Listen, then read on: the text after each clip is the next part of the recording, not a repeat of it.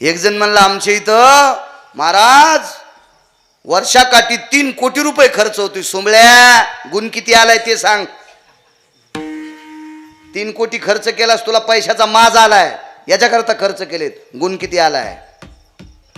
10-10 11-11 दिवसाचा सप्ताह करता, याच्यात माळकरी किती झाले ते सांगा. किती बायकाने तंबाखू सोडी ते सांगा.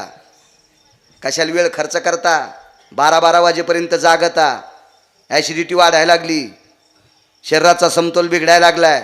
कशाला करायचे नाटके? 4-4 10-10 कोसावून डिझेल पेट्रोल जाळून या लागलात आणि जाताना तंबाखू. हो, आपल्या सप्त्यात गुण आला पाहिजे.